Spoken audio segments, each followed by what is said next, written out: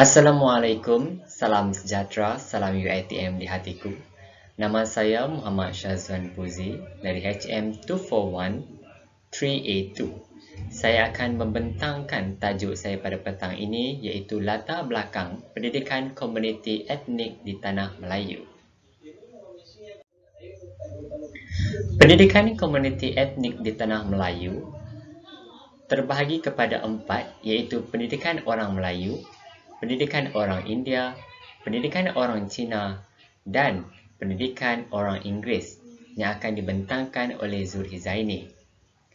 Komuniti Melayu, Cina dan India telah pun mempunyai sistem tersendiri yang bersifat kepada tradisi.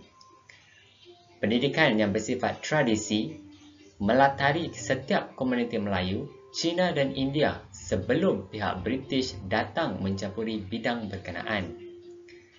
Dasar pecah dan perintah mengukuhkan lagi kedudukan sistem pendidikan vernacular pada ketika itu.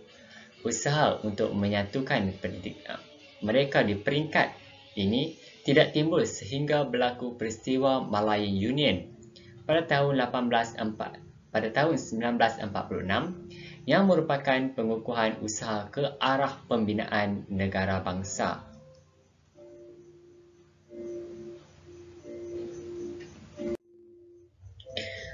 Sistem pendidikan komuniti Melayu terbahagi kepada 2 iaitu persekolahan tidak formal dan juga persekolahan secara formal yang kita lalui sekarang. Sebelum kedatangan British, pada peringkat awal, bagi pendidikan orang Melayu, 2 bentuk sekolah telah dibina, iaitu persekolahan tidak formal, manakala setelah kedatangan British, sekolah formal atau dikenali sebagai sekolah vernacular Melayu pada ketika itu telah ditumbuhkan di negeri-negeri Selat.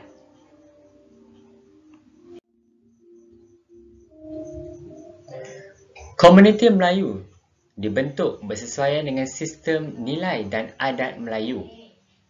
Persekolahan secara tidak formal iaitu sekolah pondok yang menekankan penggunaan bahasa Melayu dan juga penggunaan bahasa Arab sebagai bahasa pengantar utama di sekolah.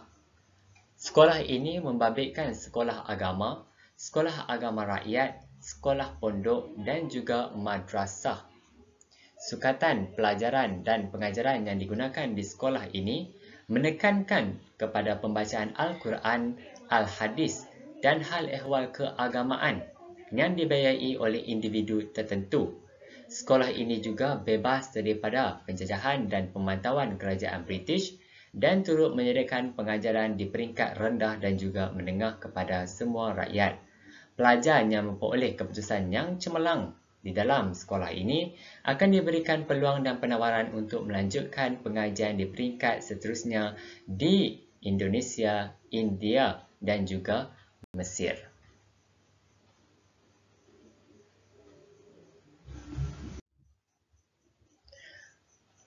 Persekolahan formal.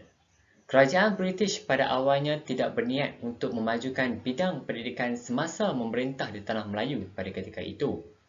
Ramai pegawai British berpendapat bahawa pendidikan terutamanya untuk orang Melayu tidak mendatangkan sebarang faedah kepada mereka, namun sebaliknya akan menimbulkan kesederaan pada golongan terdidik untuk menentang kerajaan. Walau bagaimanapun, atas desakan pembesar Melayu iaitu sultan-sultan yang memerintah di negeri-negeri Melayu bersekutu, pihak British merasakan dan baiknya memberikan pendidikan setakat pendidikan rendah untuk orang Melayu. Oleh yang demikian, kerajaan British telah membina secara beransur-ansur sekolah rendah vernacular Melayu sejak pertengahan abad ke-19 sehinggalah berlakunya Perang Dunia Kedua. Sistem pendidikan vernacular Melayu bermaksud sistem pendidikan yang berasaskan bahasa ibunda dan juga menggunakan bahasa Melayu sebagai bahasa pengantar utama. Sekolah ini juga didirikan khas untuk memberi pendidikan sekular kepada anak-anak petani, dan juga nelayan yang mana yuran persekolahan mereka adalah secara percuma. Sekolah Vernacular Melayu yang didirikan oleh Kerajaan British, bahasa Melayu dikekalkan sebagai bahasa pengantar dan tumpuan lebih kepada perkara asas seperti membaca, mengira, menganyam, pertanian, pertukangan yang memberi faedah dan juga memenuhi keperluan dan kehendak kehidupan luar bandar. Lepasan sekolah Melayu yang berkelayakan akan menyambung pelajaran ke Maktab Pengurusan Sultan Idris.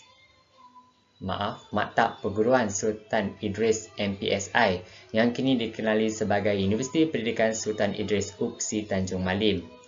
Walau bagaimanapun, mereka tidak berpeluang untuk menjawat jawatan tinggi disebabkan kelayakan yang rendah berbanding dengan mereka yang berkelulusan sekolah Inggeris. Lulusan daripada kedua-dua jenis sekolah ini iaitu persekolahan secara tidak formal dan juga sekolah secara formal tidak akan diberikan mana-mana penawaran untuk berkhidmat di dalam kerajaan British pada ketika itu. Seterusnya, komuniti Cina. Penghijrahan komuniti Cina di Tanah Melayu telah bermula sejak abad ke-3 Masihi. Populasi kaum Cina semakin bertambah setelah penguasaan British sekitar abad ke-19. Kedatangan mereka bukan semata-mata kerana pencarian harta, tetapi juga kesusahan hidup disebabkan pergolakan politik, bencana alam dan populasi yang padat terutama di bahagian selatan China. Penerimaan sebahagian ajaran Confucius yang menekankan kepentingan pendidikan di peringkat rendah dan tinggi, majoriti komuniti Cina mendirikan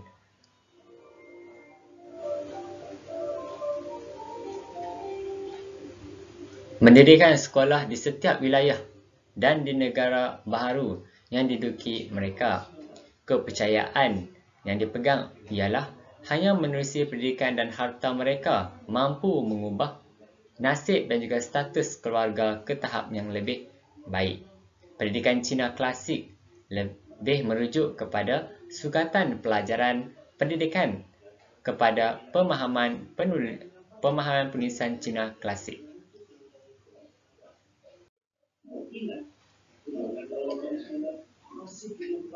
Sistem pendidikan komuniti Cina juga mengamalkan dasar laissez-faire British yang membuka peluang kepada penubuhan sekolah vernacular Cina yang menerapkan nilai-nilai kecinaan. Yang dikekalkan sebagai bahasa pengantar, sukatan pelajaran guru dan buku teks adalah berdasarkan negara Cina.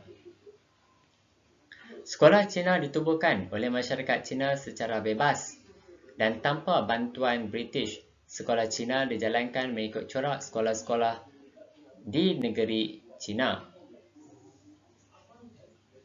Tujuan perubahan sekolah ini juga adalah berkenaan untuk mengekalkan identiti komuniti Cina di Tanah Melayu agar tidak terpisah dengan negara asal.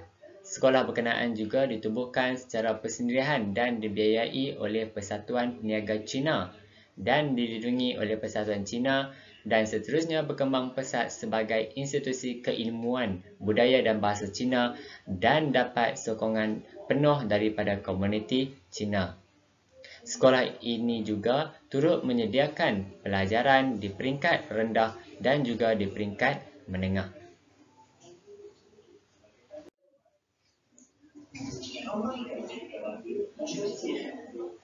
Seterusnya, sekitar tahun 1920-an, kebangkitan semangat nasionalisme di China seperti fahaman Kuomintang dan komunis telah meresap masuk ke Tanah Melayu. Hal ini telah memberi kesan kepada ideologi dan sentimen anti-imperialis. Seterusnya, anti-British telah mempengaruhi komuniti Cina secara berleluasa. British bertindak tegas dengan mengambil langkah-langkah mengubal enactment pendaftaran sekolah bagi membolehkan mereka mengawal pendidikan vernacular Cina dan mengurangkan campur tangan sepenuhnya dari persatuan-persatuan Cina. Antara enactment yang telah digubal adalah mengawal pendidikan vernakular Cina, mengurangkan campur tangan sepenuhnya dari persatuan Cina, dan juga sebahagian besar sekolah menerima bantuan kerajaan dan dipantau oleh kerajaan British. Bermula pada tahun 1924, sebahagian besar sekolah berkenaan menerima bantuan keuangan dan dipantau oleh pihak kerajaan. Seterusnya, Komuniti India.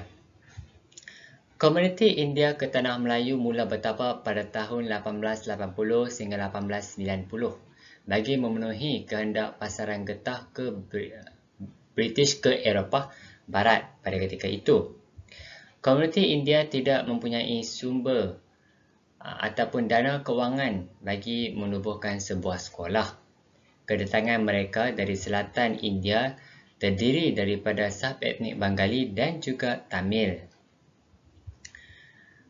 Oleh itu, pihak pengurusan estet telah menubuhkan sebuah sekolah jenis vernacular Tamil dengan menerapkan nilai-nilai ketamilan diberikan keutamaan oleh komuniti India di dalam sukatan pengajaran dan pembelajaran di sekolah untuk anak-anak estet.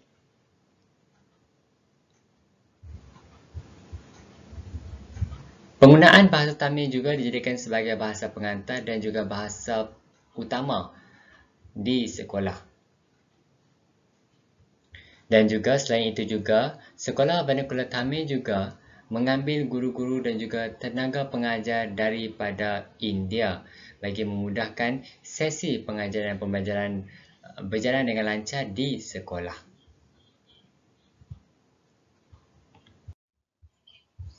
Sekolah vernacular Tamil pertama ditubuhkan di Tanah Melayu adalah pada tahun 1816 selepas penubuhan Penang Free School. Dengan persekitaran yang serba kekurangan dan lebih kepada penekanan sekolah rendah, para ibu bapa kurang memberi sambutan kepada sekolah jenis vernacular ini. Hal ini kerana sekiranya mereka berkeluaran daripada sekolah jenis vernacular Tamil, mereka tidak berpeluang untuk memegang mana-mana jawatan tertinggi di dalam pentadbiran British di Tanah Melayu. Hal ini sama seperti sekolah formal dan juga tidak formal yang tidak akan diterima bagi memegang mana-mana jawatan dan bekerja di peringkat kerajaan tinggi di British semasa pihak British memerintah di Tanah Melayu. Sekian sahaja daripada saya untuk tajuk ini. Sekian.